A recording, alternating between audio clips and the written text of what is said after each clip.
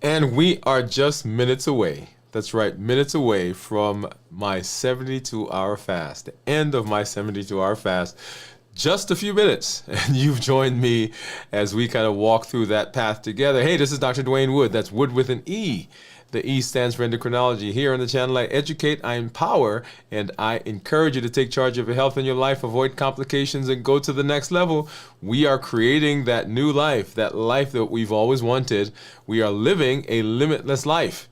And our limitless living pathway says that we are not allowing anything from outside of us or anything from inside to prevent us from doing what we need to do for our health. We are reversing diabetes.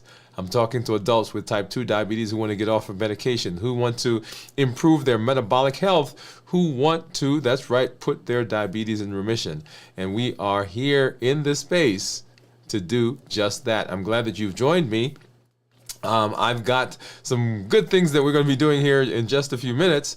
Once again, you've joined me, and I am just a few minutes away from that 72-hour fast that we started almost 3 days ago now, and we'll get to see what my blood sugars are doing. You know, you guys know how we do it. So let me go ahead. I'm going to pop that up because you'll get to see what my monitors are, and you get to see off to the side the things that I'm going to eat as I break the fast right here with you on the show. Of course, below me is my Dexcom Clarity report, which you'll see there in just a minute. There it is, my Dexcom Clarity report, which is right down below me. And we get to take a look to see what my blood sugars are. I've got my Keto Mojo, got my Contour, and I've got my ketone and my blood sugar strip, so we can see what's going on with my blood sugars as we move throughout this day, this episode. And with the report, we get to look back and see what's been going on. Here we are reviewing fasting today. So this entire process that we're on is with the intention that we are doing the things we need to do to improve our metabolism. One important point that I actually just want to make right here at the beginning of the show is that a lot of you are watching and a lot of you are working on weight. And I want to tell you that the improvement in weight is really just a side effect of all the additional benefits that you're working on when you are improving your metabolism. That's right, weight happens, the weight drop, the weight goes down, but that's just a side effect. We are talking about how do we improve our body in totality, the entire thing. And when we do that, guess what? That's right, weight goes down. And we'll take a look at that with my weight here in just a little while. Also, blood sugars get better as a side effect of the things that we do for our metabolism. Our cholesterol goes down. Our blood pressure gets better. Our fatty liver gets better. Now, I want you to notice that those are simply side effects of the benefit that comes as we are getting our metabolism righted again. So dysfunctional metabolism is the culprit, it is the thing that's at the bottom, it's at the base, it is at the core of the things that we see when we talk about chronic diseases. And so improving it is amazing. You've joined us, somebody's invited you, you've stumbled across the show, YouTube suggested it, somehow you're here and you're wondering, what exactly is going on? What are they talking about? What's he talking about? Let me tell you what I'm talking about. There are over 1 billion people on the planet right now with type 2 diabetes or metabolic or prediabetes. 1 billion, that's billion with a B. And metabolism, dysfunctional metabolism, is at the core of all of that. And so we are in the space, we are working to put that diabetes in remission, to reverse it. And all the things that we do, all the tools that we're learning, all the mindset changes that we're doing are with the intention that we are improving our metabolism, because diabetes is an extreme form of other diseases that are on the spectrum. So other diseases are simply the ones that you heard me mention: high blood pressure, high cholesterol, fatty liver, obesity, metabolic syndrome, polycystic ovarian syndrome, and of course prediabetes and diabetes, which comes under that phrase of insulin resistance. So if we can improve that, if we can make that better, then everything downstream, everything on the spectrum, everything on that pathway also improve. And so that's what we're doing right now. On our show, Dwain Woode MD Live, we are walking through the path, Limitless Living on Mondays. And then on our check-ins, Wednesday, Thursday, Friday, you caught us on a Friday, we do a check-in because I do a 72-hour fast on a weekly basis. That's right, 72 hours. So that we can see what's going on in my body and you can see what's happening also so that you can know that you can do it and you can walk along with us. So I'm excited right now. I'm excited, one, because it's getting ready to be the weekend. I've got some good things going on. So an interesting thing happened to me just a little while ago. And it prompted actually for us to do the show a little early. I was out getting ready. I'm going camping. And I was actually out at the campsite. And I was putting up some tents. And I was leaning over and getting up and hitting stakes and all that stuff. And I stood up after bending down. And my vision got dark. Not black, right? But just a little clouded. And I realized that I, one, was dehydrated because I had been out working in the sun, hadn't been doing a good job of drinking. Right, there you are. That was the first thing. And that I probably needed to eat something, right, to get my energy up because I'm going to be out there for a while putting up the tents and so forth. So, and I was going to drink something, right, to raise my blood sugar. Because my blood sugar was, I think it was 74 or 75 or something like that. But I didn't want to do that because I wanted to break the fast here with you. So I actually left the campsite, came home, and here I am. So you guys get to see me break the fast here with you in real time. And then we're going to hop back over and we're going to go finish up setting up for camp. All right, so let's take a look at some numbers. And the first thing that we want to look at is actually my blood sugar, which makes sense. That is what my blood sugar is right now. This is my Freestyle Libre, and it says that my blood sugar is 80. And we're looking at this number, this squiggly line right here. You see 80 is up here, somewhere right there. And then the squiggly line down here. And you'll see that's what my blood sugar has been running over the course of the last 12 hours at least. Okay, let's look at my Dexcom, and Dexcom says that my blood sugar is currently 88, which is not far off from the 80. Let's go. I'm going to put my finger on this, and we get to see what the actual numbers were. You'll see that there. Look at that. Look at that. Look at that. All right, so we've been running in the 80s to low 100s. I think we popped up about 100, 102, 104. Yeah, I think 104 is the highest that I saw. Oh, there's 107, I think. Yeah, right. No, it was 97. Okay. Yeah, 104 is what I see so far as the highest as we've gone through. If I go back and look at 24-hour period, see we're down in the 70s and then up into the upper 70s, 80s, 90s. Up to down back into the 80s and 70s, and then of course now in the hundreds. Okay, you see that there? All right, so that's what my continuous monitors are saying. One of the things that I do want to show you too is, so this is my weight this morning. Actually, let me do one thing. I want to pull up. Well, yeah, that's the weight from this morning. I also want to show you.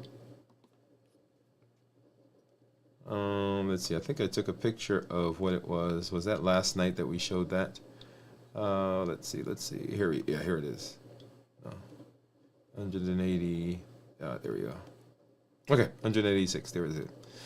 So this was what my weight was yesterday. 186 yesterday morning. I think last night when we talked, and I'm switching back and forth because I took pictures in the middle of that. My son had a program, so you don't want to see all of that. And then now 184 was what it was. I think that was yesterday afternoon, actually. And then, of course, what it is right now is 184. Yeah. So we were 186. We were 187 2 days ago, 186, 184 today. So you see that the weight continues to change. And an interesting point that I want to make here, which will come back and hopefully delve talk a little bit more about is that idea of the side effect. So the weight that I'm showing you, and as my weight is changing, it is just a side effect of the metabolism that I am working on. So it is not the goal, but it happens. And you will find that you're getting many benefits as you are improving your metabolism in the space that we're in the fasting, in the balanced bites, in all of the different tools that we're using. You'll see those benefits as well. All right, so that is what my blood sugars are. I'm going to go ahead and let's take a look at my monitors. Now on my tray, you'll see some of the food I'm eating. It's in the same scene, but that's okay. So I've got some salad that we're going to eat here in a minute. I've got some curry chicken that we're going to eat. But let's go ahead and let's take a look at blood sugars. And I'm going to open up. This is the Keto Mojo. This one is the ketone stick. And this one is the blood sugar. And then I need to grab a strip for my contour. Hold on a second.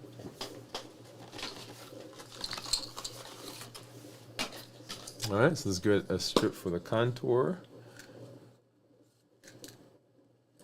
And we'll see what those are. And I want to get this out of the way because we're going to eat here, and then you'll watch as the blood sugars rise over the course of the rest of the show. So let's get that one in. Go ahead to get the Keto Mojo in.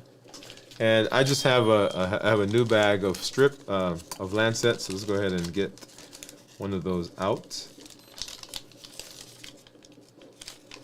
And you'll see last night I used a different Lancet, which actually worked. So I'm going to try to use that same finger, by the way. Let's see if that... Ow, ow, ow. Ooh, that better give me a good... All right, so it's not as brisk as I thought it was going to be, but it sure it hurt. All right, so let's get that started. That's the Keto Mojo. Here is the contour. See what those numbers are. And in the meantime, I'm going to keep trying to see if I can get another drop. So 98 for the contour. Let's get the strip in there for the ketone. And I think this is... And I think I'm going to have to do another poke. You see how quickly that dried? Boom. Ow. Ooh. Okay. There we go. That'll work. Okay. All right. And so that's, while that's running, and we're going to go ahead, we're going to leave that up so you guys can see exactly what that number is. All right. I know I usually make you guys guess, but we're going to just look at it together. Look at that, 2.2. Okay. 2.2. So just, and there it is. I am over 72 hours now. So a little over 72 hours. Is what was my blood sugars are. So I'm going to go ahead and I'm going to eat. I'm going to start eating because we want to see what the blood sugars are. And you'll see right there, we're starting out with a blood sugar of 81. Well, I'm going to take a picture of that. 80. Oops. I think that went off. There we go. So blood sugar of 81 according to this guy, and then according to the Dexcom, 88. So that's where we're starting, and we're gonna go ahead and eat. And so we'll talk as I'm eating because I want to get that out of the way before we get into our discussion. And so I see some of our community members out there. So let's go ahead and I'm gonna hop over and say hello. And I did see one of the questions. Let's see. So we've got Pamela that's out there. And Pamela says, good afternoon, doctor. Or, hey, Pam, how are you? Steve says, hi, Pam. Pam, hi, Steve, how are you? Steve asked, is that wings? It's actually not wings.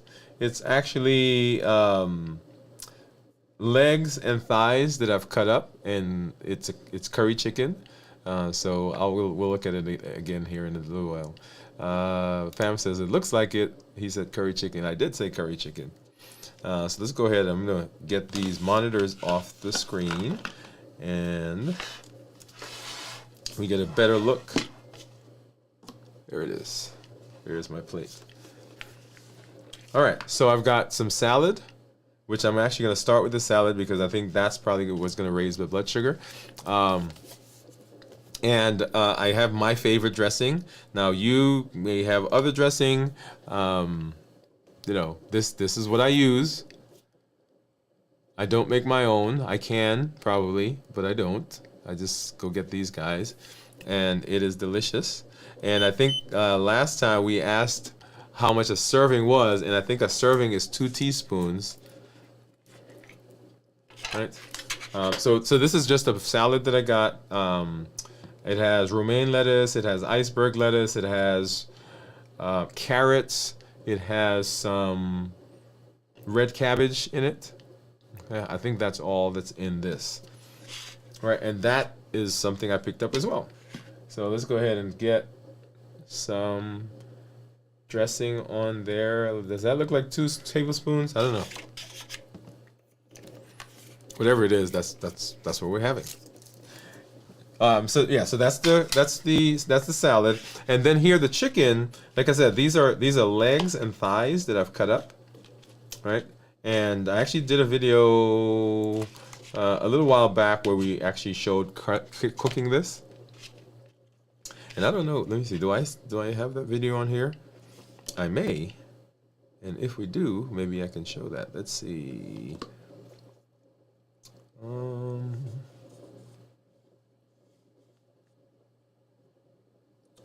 Let's see. What's this one? No, that's not there. Oh, curry chicken. Here it is. No, I guess I don't have it. I don't have it queued up. But yeah, but we've shown that. We've shown that before. So if you're not seeing that, go back and watch that video. But yeah, so my curry chicken. My son loves my curry chicken, and so I love my curry chicken. So that's what we've got. And let's get back over here. And okay, so back to what we're eating now.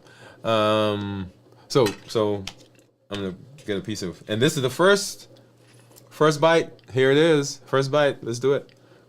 First bite. 72 hours and 6 minutes. That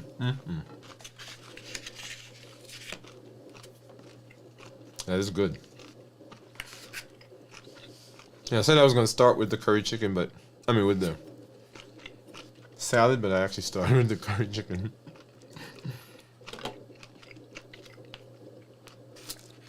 All right. So while I do that, let's go ahead and I'm going to do my chicken while I eat. And our chicken is important because it is a way to evaluate what's going on in our lives, what's going on in our fasting. When you're fasting, or actually anytime you are doing anything where you're working on improvement, you want to be able to evaluate those things. How are those things doing? Are you getting the benefit that you expect? How are you feeling? And 3 of the areas that we talk about when we talk about evaluation is how are we doing physically, mentally, and how are we doing emotionally. Physically, mentally, and emotionally. And those are the 3 areas that we will talk about. And those are 3 of the domains of health. You know, we've been walking through this series on the domains of health, and those are 2 or 3 of the most important ones.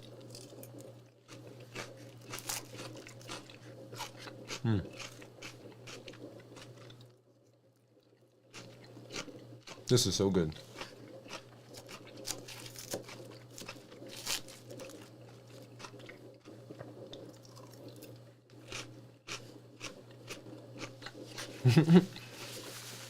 So domains of health, right?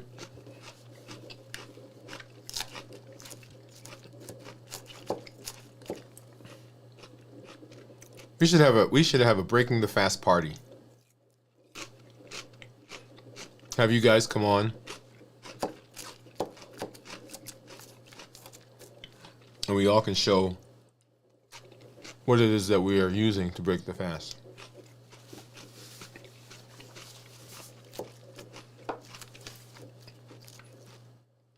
And this was actually what I'm eating was actually requested by one of our community members, Gion, who I don't think she's on right now, but she said salad, chicken, and steak. So I have the salad and the chicken. I don't have the steak.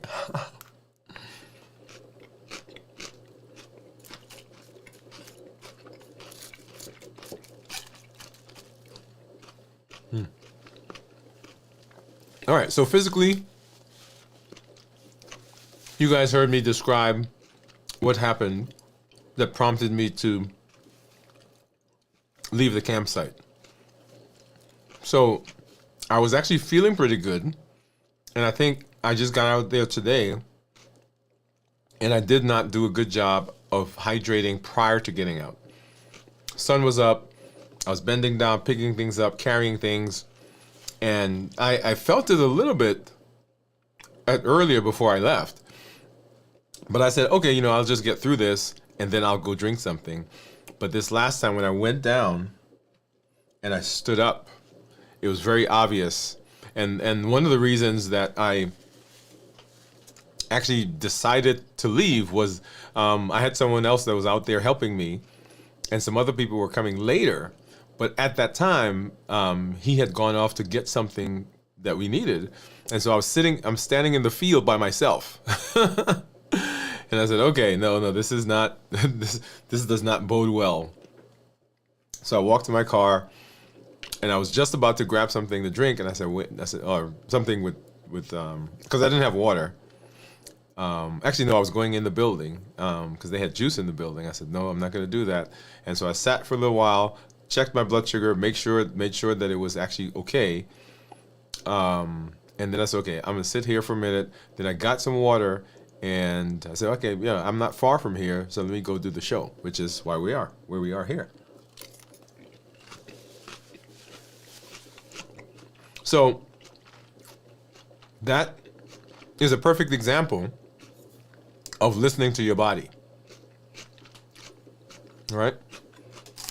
Because I was tempted to push through. Oh, it's going to be all right. But what I had the presence of mind, number one, to remember that, hey, you're out here by yourself. Right? And you do need water. You do. I mean, it's hot out and so forth. So always listen to your body. So physically, was feeling fine up until that incident. Wasn't feeling tired. Wasn't feeling as though I was walking through mud or quicksand. I didn't feel like I was hitting a wall, but I did notice that I was dehydrated based on the activities I was doing.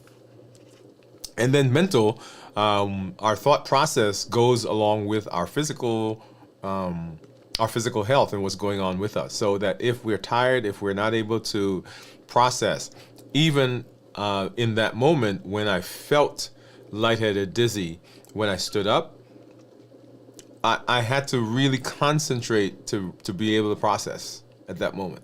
So that was, it goes together. People say they feel foggy-headed, they feel like they're walking through a bubble. All those things happen if we're not well rested. And then emotionally, well, I'm excited. One, that I'm eating right now.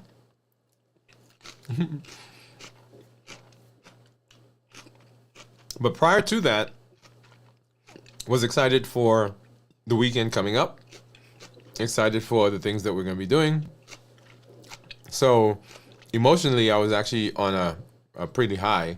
And I think that's why it didn't even occur to me that I wasn't hydrating. Because I was so pumped about what I was doing. So physically, mentally, and emotionally. And then, of course, we saw the blood sugars a little while ago. Okay? So let's go ahead and get through some of this.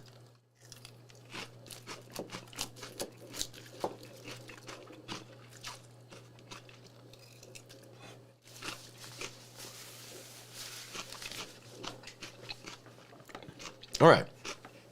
And so then, today we're doing our review of fasting.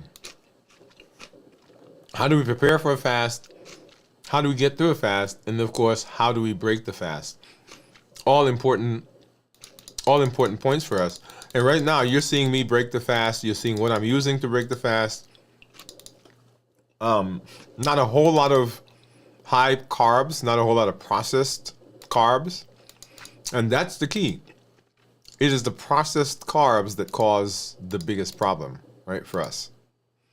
And so what we want to do is we want to talk about the things that you need to know for fasting. What are the things that you need to know as we are getting into a fast? How do you fast successfully? And that's what we're talking about. Let's take a look at blood sugars here quickly. So 89 according to an 80. So not big change, but I've not eaten. Let's see, how much have I eaten? Take a look at this. Maybe half. Maybe half of it.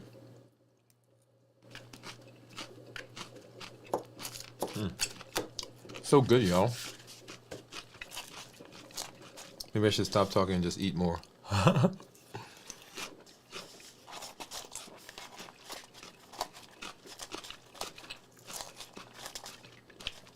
And you will break your fast with lots of different things.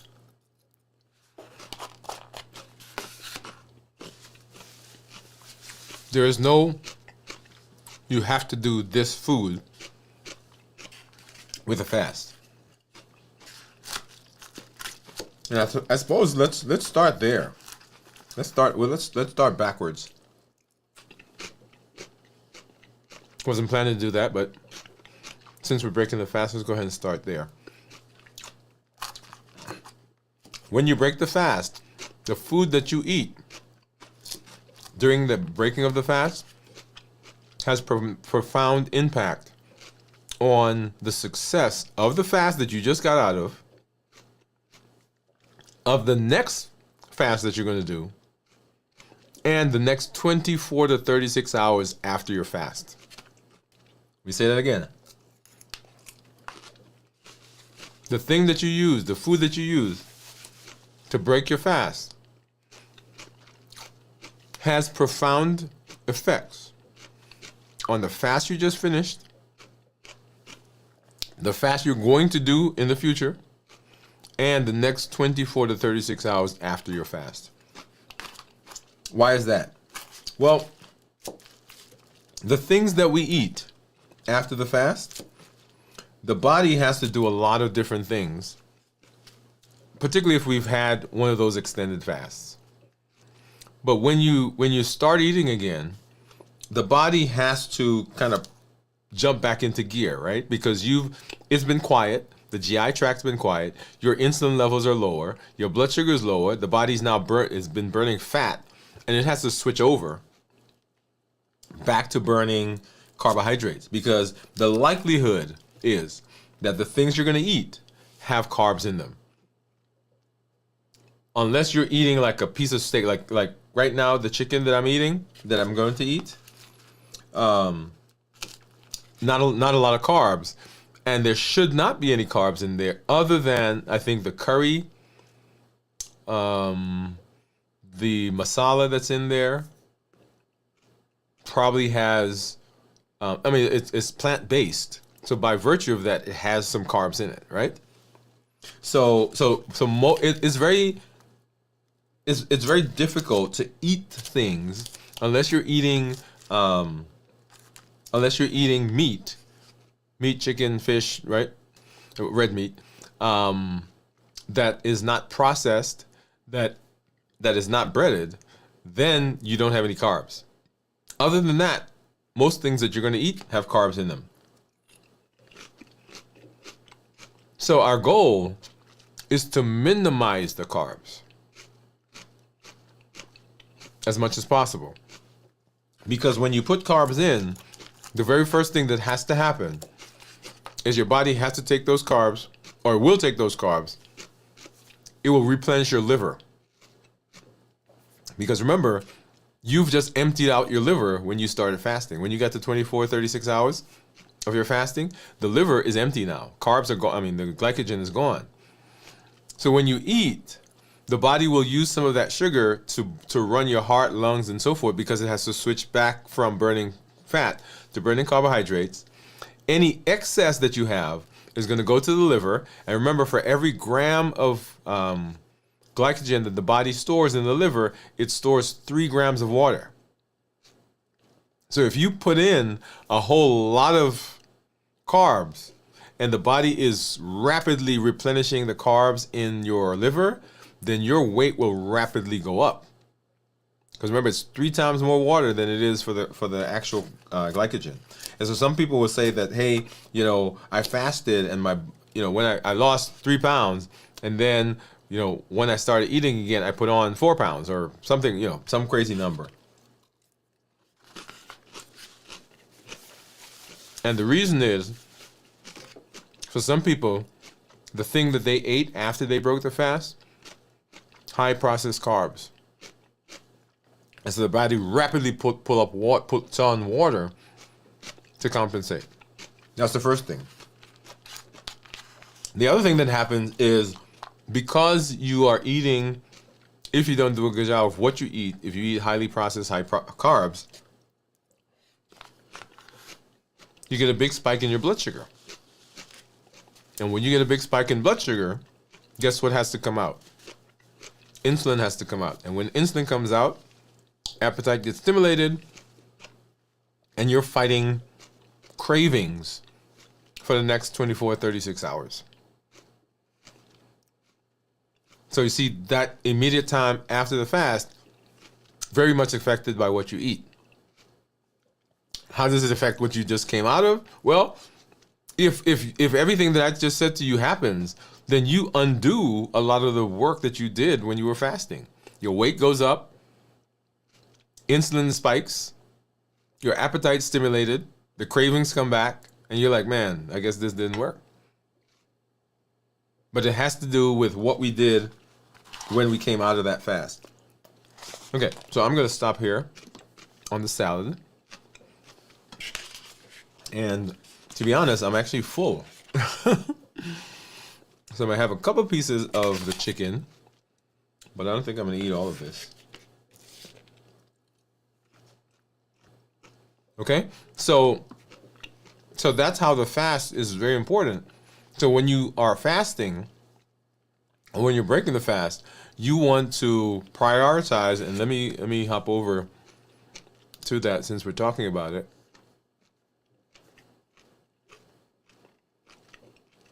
You want to prioritize various different types of foods. So you want to make sure that you're eating a healthy carbs, healthy fats, lean protein. And so here's, let's do this one. So here's some tips for breaking the fast. You want to make sure you're monitoring, right? So why is monitoring important? And I mentioned that, several times over the last day or last week. It's important because you want to see what's going on in your body.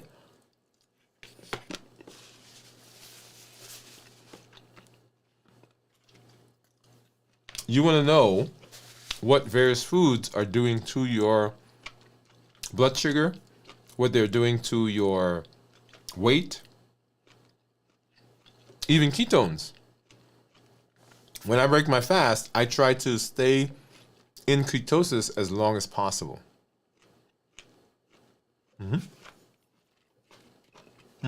This is good, if I do say so myself. Curry chicken. If you've never had curry chicken, if you're in town, talk to me.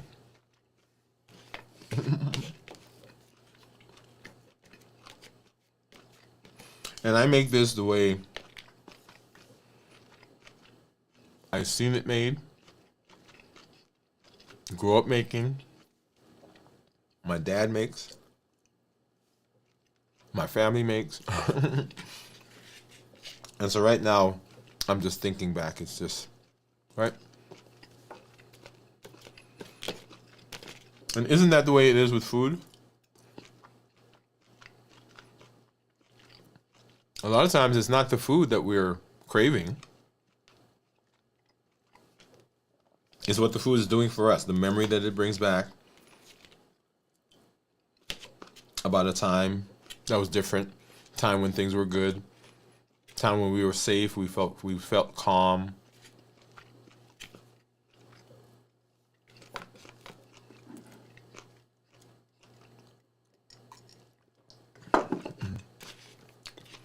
Yeah, I saw that. I've been eating the whole time and I didn't drink anything.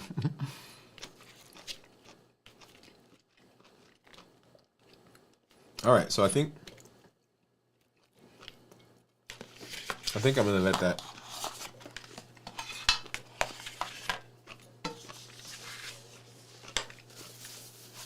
All right, let's see what I've eaten. Let's go back over there.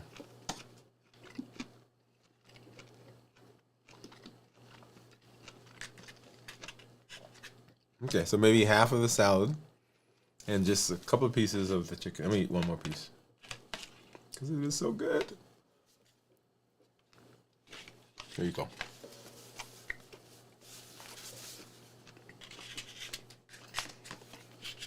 Okay, so that's what I've eaten so far.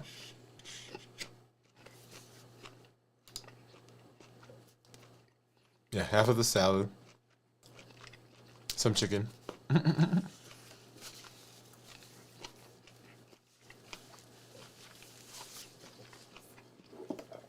All right, and so at this moment, my blood sugar is 81.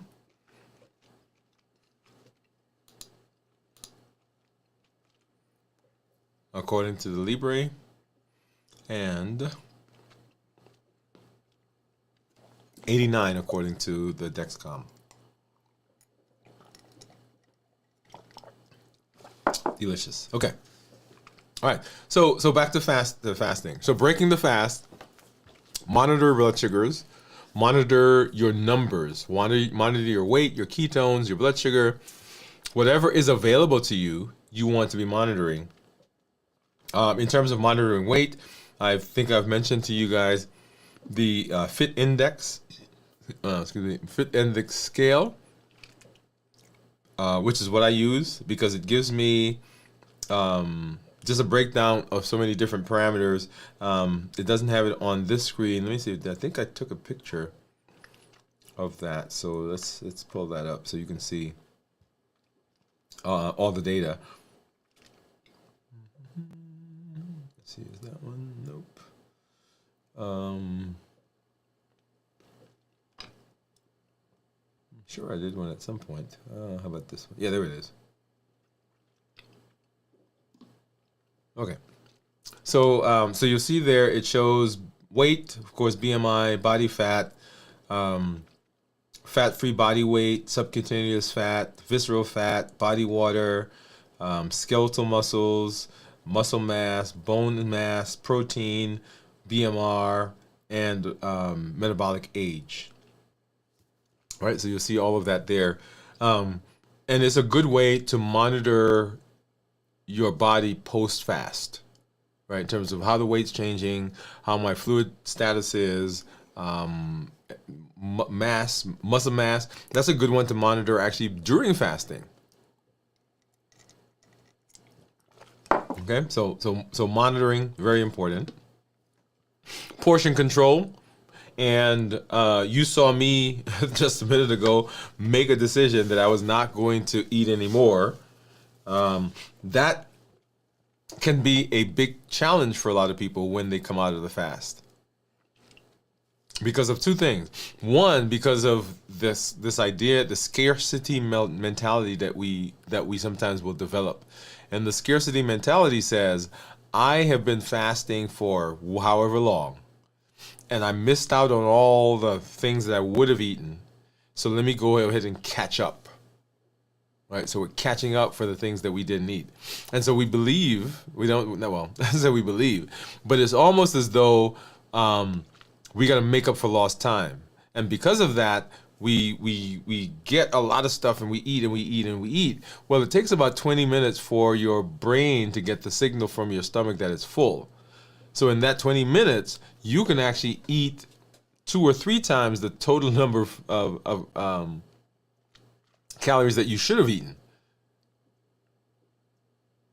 So we want to make sure that we are observed, we understand the portions, so that even if my brain is tempted to eat more, I can look, I know what a portion is. I've allocated a portion, I've taken the portion out. And so don't decide, here's a good point, don't decide what you're going to eat to break the fast at the time you're breaking the fast. Because at that point, you're going to grab whatever. So plan what you are going to do way in advance so that you know, okay, this is a portion. This, I know this because this is what I put out. And if the brain says something else, then you have a way of countering that. Okay, so portions.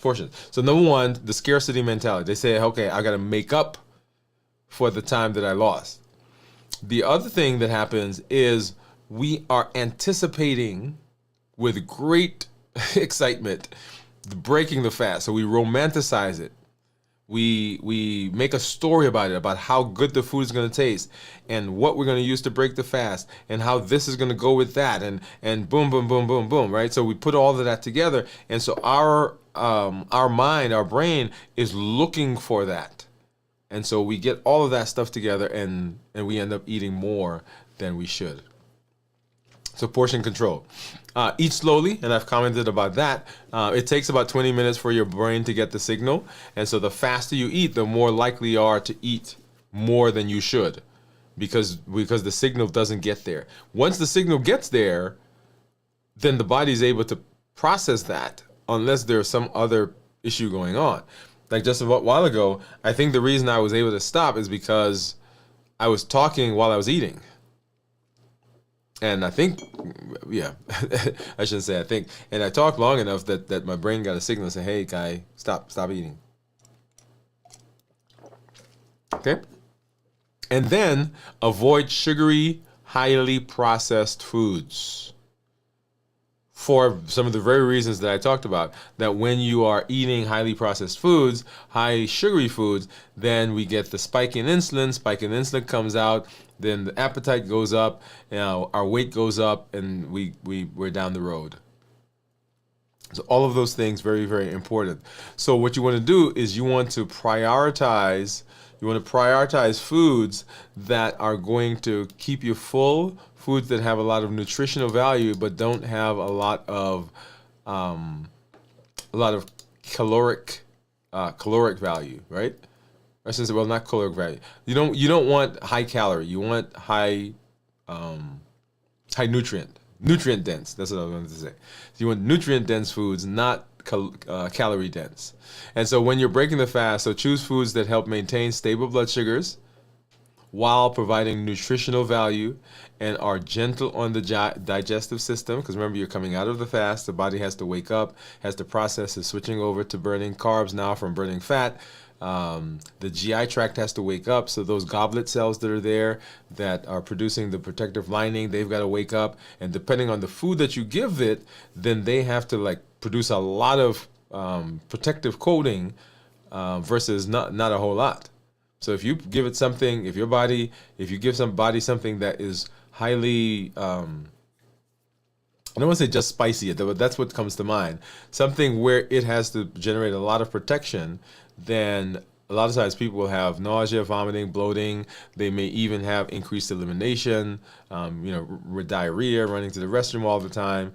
And all that happens because of the food that we put in after the fast, right? So you want something that's gentle on the digestive tract. And you want to focus on low glycemic index foods. So these are foods that have glycemic index of 50 or less. You want to do lean protein, healthy fats, and then you want to make sure that you are hydrating. Okay? So make sure you're doing those as we're breaking the fast. Now, I mentioned that how you break the fast will affect the immediate post-fast period, which makes sense. How it affects the fasting that we just did by virtue of undoing some of the things that we did. But how does it affect the next fast? Well, your brain has an interesting process. Your brain remembers and it has correlations between things. So that if this fast didn't go well, right? My weight didn't change. I have like significant hunger afterwards. I've got craving. I'm eating all kinds of stuff. Then our brain says that the fast did it. And so the next time we want to fast, then it's harder for us to fast in the future because, after all, the last fast didn't work. It didn't go well. I got more weight, put on more weight. I was really, really hungry. I was starving. So notice what happened. Because of how we broke the fast and the resulting issues that we had, that we may have reversed some of the things that we did in the fast. We may have lost weight, that we put the weight back on. Now we're craving all kinds of stuff. We're eating all this sugar. Blood sugars are higher, and on and on and on. Then the brain says, okay, that was a fasting issue. And so let's not fast again. So there is a direct relationship between how you break the fast with what happens throughout your fasting experience going forward. All right. So that was that's breaking the fast. So you want to make sure that you're doing a good job of breaking the fast. But how do we prepare for a fast, and why is it important to prepare for a fast? When I talk about fasting, I actually talk about fasting in 3 different sections. And one is what we just talked about, how do we break the fast? But also, how do we prepare for the fast? And then how do we get through the fast? Those are the three different areas that are important. Because how you prepare for the fast also is very important. Because it sets the stage for the successful completion of a fasting experience, right? So how do we break the fast? How do we fast successfully? And then, of course, how do we prepare for the fast? So how do we get ready for the fast? Why is it important? Why is preparing important? It's important because how you get into the fast determines ultimately the fasting success.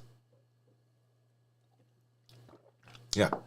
So there are going to be, well, let's say it this way. So fasting is not just not eating. It's not just not taking food in. Fasting is an emotional, mental, social, and you name it. You can keep going on and on. It encompasses so much in our body. If you haven't seen so, look out our episode that we did last night in our check-in. And one of the points that I made there was during fasting, you're essentially working without a net. We have been so used to using food as a crutch, using food as a comfort, using food as that security net, that when we are fasting, we don't have access to that anymore. We're essentially now working without the net. We can't turn to food because we're fasting. And that sets up an emotional component. It, of course, sets up a mental component, psychological component, because now we've got to face those things that we normally would use food to buffer, or use food to avoid, or use food to comfort. We've got to face those now. And so that all goes to our emotions and goes to our thought process, the way we see things, the way we interpret things, the meaning that we give to things. All very important in the fasting process. So as we're getting into fasting, we want to be ready. We want to prepare ourselves mentally, physically, mentally, and emotionally. Physically, mentally, and emotionally. We want to get good rest. And you heard me talk before that if you're not well rested, when the body's switching from one source to another, switching from carbs to fat, then it can seem as though it is a drop in my energy, but it's actually a transition in energy. But we can feel that more profoundly if we're not rested.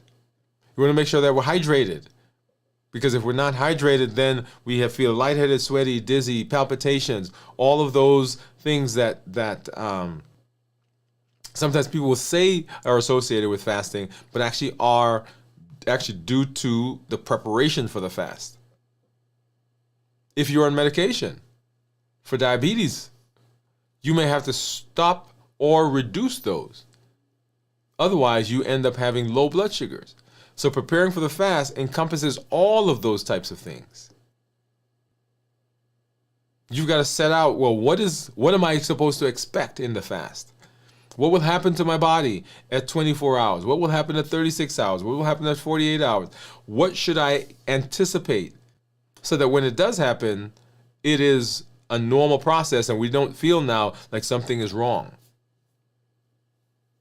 So preparing physically, mentally, and emotionally, very important as we get into the fast. So mental preparation, you want to set clear goals. How long am I going to fast? What am I anticipating in the fast? Am I looking for blood sugar improvement? Am I looking for weight improvement? What am I expecting?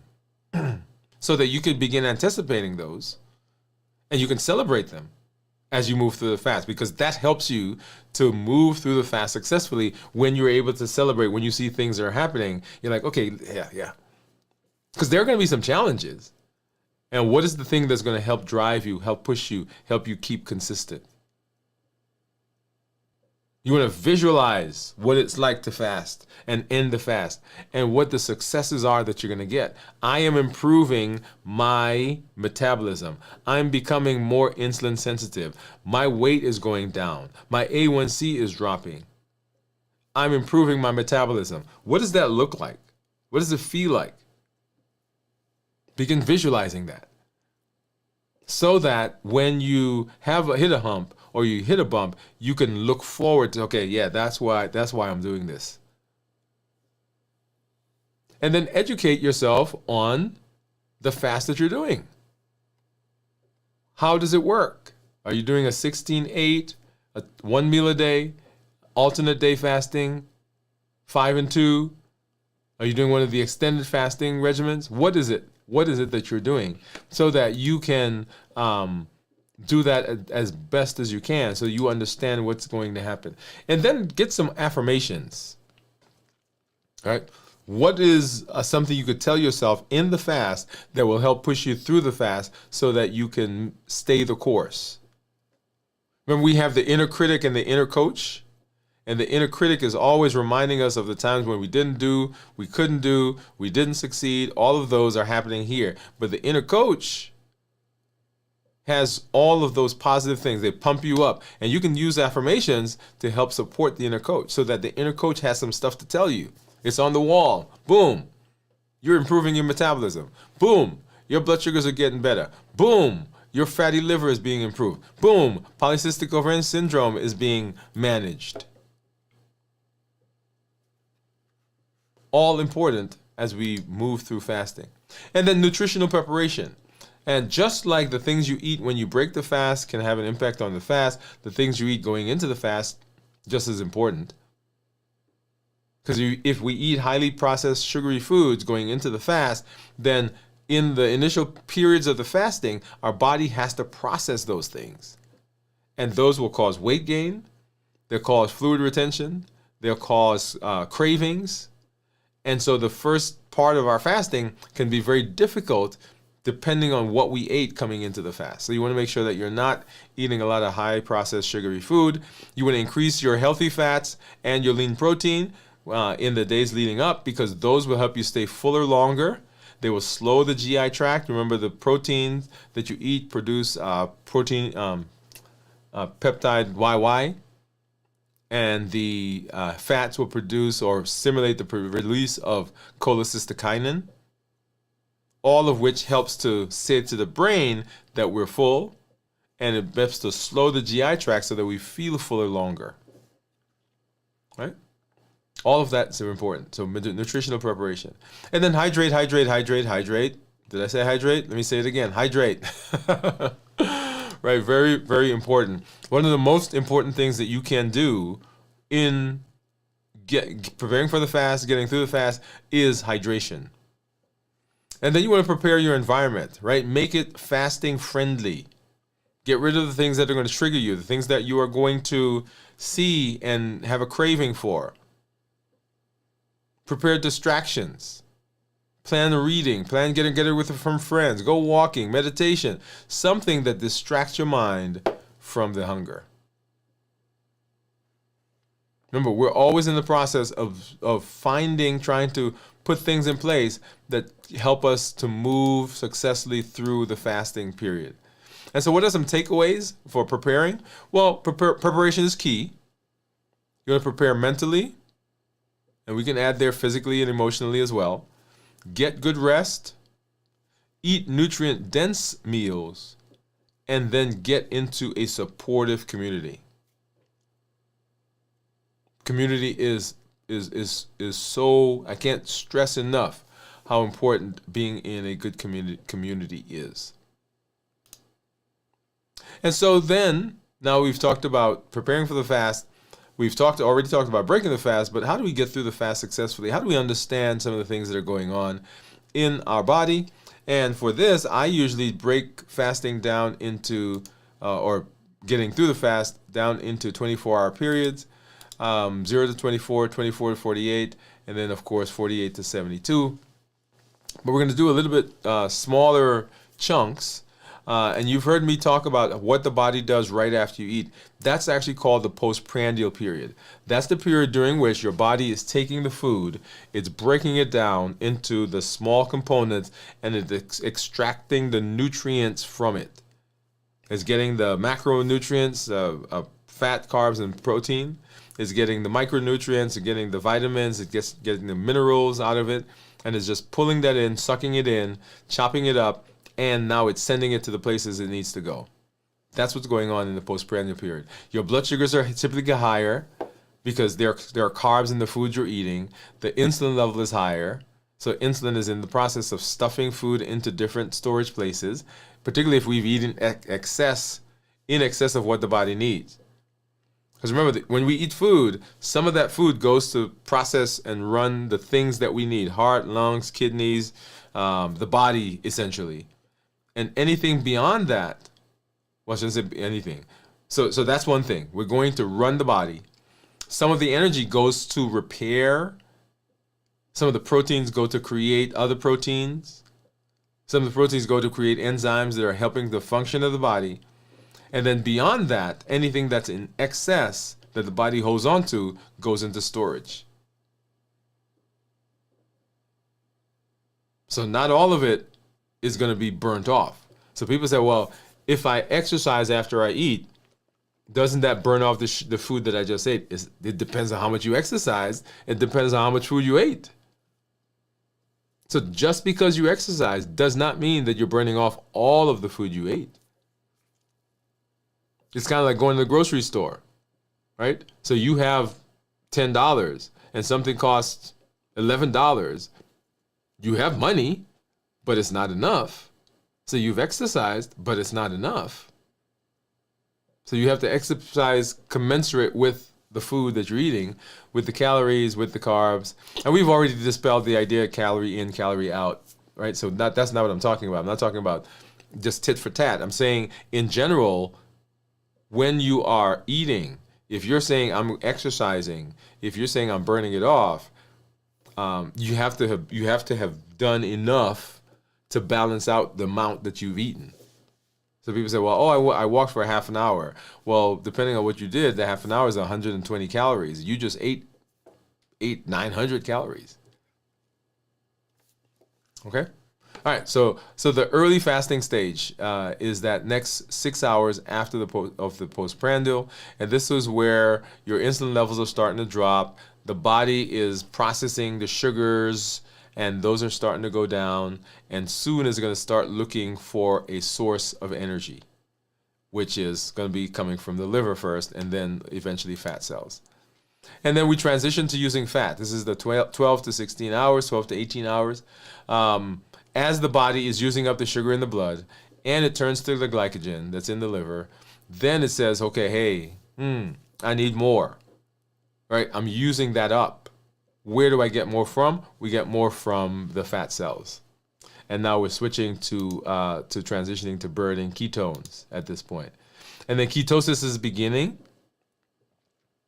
Remember, it takes 24 hours, roughly, for your glycogen to go away.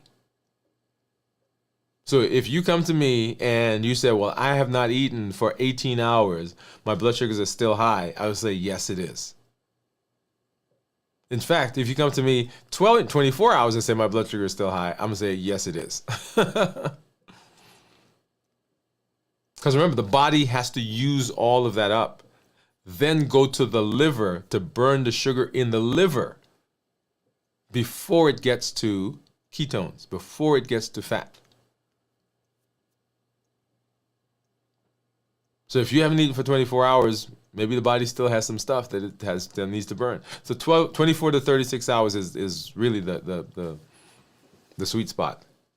So, but ketosis is beginning.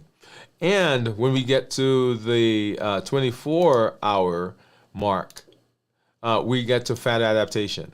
That is, the body is fully now engaged in burning fat and producing ketones. And so understanding those various transitions that are going on in the body, important because it helps us to know what's going on in the body. Because when we know something, it makes the process simpler for us. We can make decisions about how to behave. And this informs our fasting in the future. Right? So how do we prepare for a fast? What's going on in the body and how we get through a fast, and then of course how do we break the fast. And getting through the fast, some of the same things. You want to make sure that you're rested, make sure that you are hydrated, make sure that you're using electrolytes. All of that very important in the fast itself. Yep. So I love having conversations about fasting because I think fasting is a fascinating tool. And another time to make the point that the things that we see, the benefits that we see in our body are simply side effects of us doing what we need to do for our metabolism. When your blood sugar goes down, when your A1C improves, when your blood pressure goes down, you're coming off of medication, your fatty liver is better.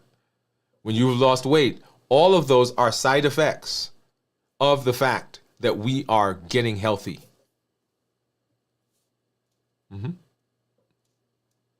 So sometimes we focus on the side effect to the exclusion of I'm getting healthy. But I just want to make that point. So our diabetes is reversed because we've improved our metabolism. Our weight goes down because we've improved our metabolism. Our blood pressure is better, and we came off of blood pressure medications because we improved our metabolism. And those things are side effects of the process that we are on. So if we do that well, limitless living, if we do that well, then we see all of those downstream benefits. Better blood sugars, better weight, better blood pressure, better cholesterol. Just amazing. And everything that we do, everything that we teach, everything that we are working on is on the basis of our Triple E formula for success. We educate, we empower, and we encourage. We educate with the blogs, with the podcasts, with the shows that we do. It's a change in our mindset, in how we look at things. Nothing from outside or inside is going to prevent us from doing what we need to do. That requires that we change how we think. Requires that we adjust sometimes how we see things and the interpretation that we give to those things. So we educate, we empower with the tools that we're using. One of the tools is our 100-day walk to consistency and health that we're doing in the morning, 6 o'clock, 30 minutes. Join us. Do something that helps your body, to move your body, to improve your muscles. It helps with insulin sensitivity. In fact, the walking does similar to what the fasting does because it hits all the parameters. It hits all the pillars, reducing or decreasing our insulin, reducing our appetite or suppressing our appetite, and reducing sugar. Boom, there it is. Fasting does the same thing. When we follow a balanced bite menu, when we think through that process, how do we do the food? Whole foods, minimized processing, no added sugar, lean protein, healthy fats, starchy and non-starchy vegetables, tasty and appropriate portion sizes. When we do that, we're decreasing insulin, we're suppressing the appetite, and we're reducing sugar. Boom. All of those are tools. And the tools give power when you infuse them with action.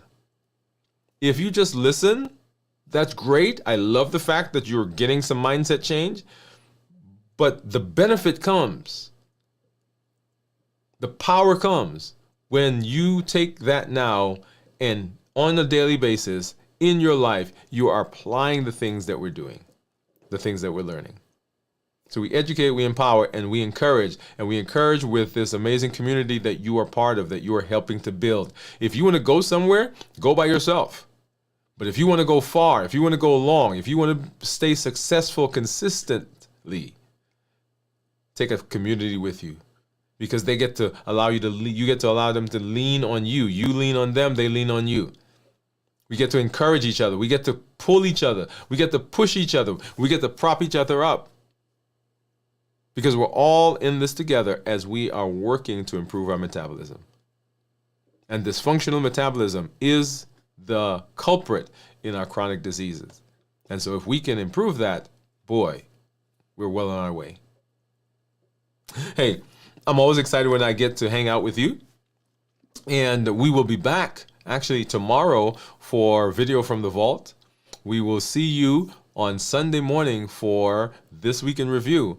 And then we'll be right back here on Monday at 7 p.m. Central for Dwain Woode MD Live as we continue our path, continue our walk through limitless living. This is Dr. Dwain Woode. That's Woode with an E. The E stands for endocrinology. Here I educate, I empower, and I encourage you to take charge of your health and your life, avoid complications, and go to the next level. And in this year, we are living a limitless life. And limitless living says that I am doing all that I can.